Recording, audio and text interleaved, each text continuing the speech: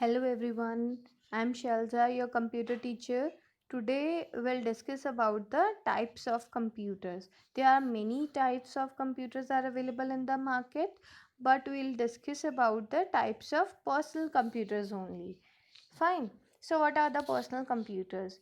Different types of computers are available in the market today. The most common computer is the personal computer, typically used by individuals and small businesses. A personal computer is a computer that is designed for use by one person at a time. A personal computer is used in the workplace to create documents, manage business records, and communication with others. It is used in the schools to teach lessons, research over the internet, and work on assignments. You can also use a personal computer to play games, view videos, and listen to music. The computers which we are using at our place, our homes, are known as the personal computers. So, depending on the size and the purpose of a personal computer, it can be categorized into four different types.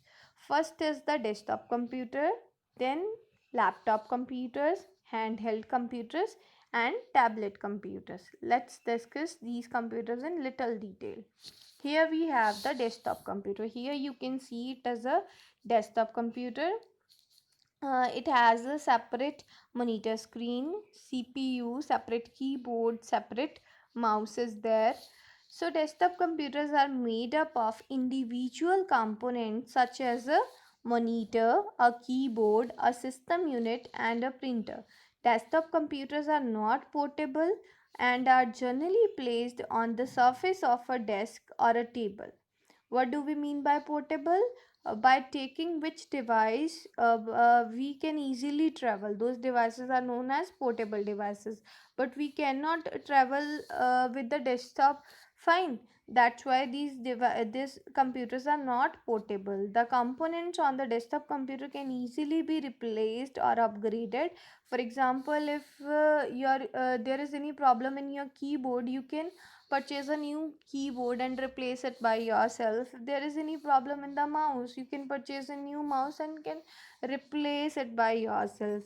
Desktop computers usually have more memory, a larger hard drive, more ports, and a bigger display than laptops and other portable devices. Now we'll discuss about the laptop computers. These are lightweight personal computers. These are smaller in size as compared to the desktop computers and are designed for travel. These computers are also called notebooks. The main feature of these computers is that they are small and portable. Fine. As the name suggests, these can easily be placed on the lap of a user.